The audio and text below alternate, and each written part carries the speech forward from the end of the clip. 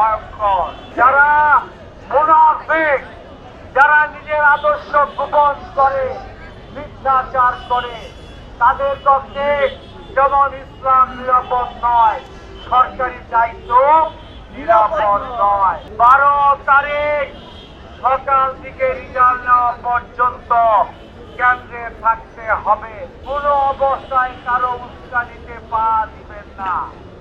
অতীত স্বৈরাচারের দোসররা বিভিন্ন রন্ধে রন্ধে প্রশাসনের বসা, আর তথাকথিত বেশনের টিকিট বিক্রিকারীরাও বিভিন্ন ভাবে অপপ্রচার করছে। তাদেরও কিছু লোক ওই যে গুপ্ত ভাবে প্রশাসনে ঢুকেছে, এরা আওয়ামী লীগ আরো ভয়ঙ্কর। যারা মুনাফিক, যারা নিজের আদর্শ গোপন করে, মিথ্যাচার করে, তাদের পক্ষে যেমন ইসলাম নিরাপদ নয়, সরকারি দায়িত্ব নিরাপদ নয়। সুতরাং এই তথাকথিত স্বৈরাচারের দূষণ এবং জামাতের নামে গুপ্ত প্রশাসনের লোক, তাদের সম্পর্কে সাবধান থাকতে হবে, সতর্ক থাকতে হবে।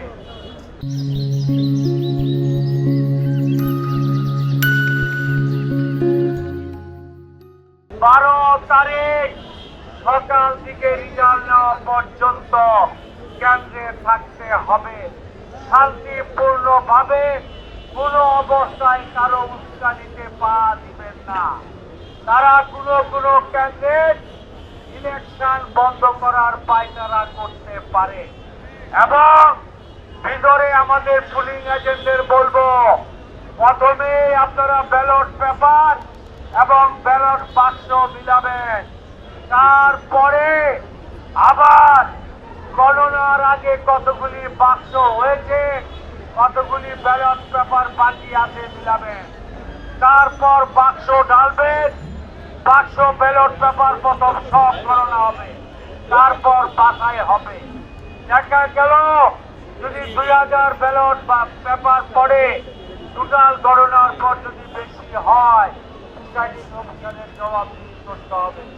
কারণ আমরা শুনছি তারা অনেক রকম পরিকল্পনা এবং ষড়যন্ত্র করছে। তারা ভুয়া ব্যালট পেপার বানিয়ে পকেটে করে নিয়ে একটার সাথে দুইটা দিয়ে দিতে পারে। এই কারণে এই গণনার সিস্টেমে যেতে হবে। আমরা কোনো অবৈধ কাজ করতে চাই না, আমরা কোনো ভুয়া ভোট চাই না।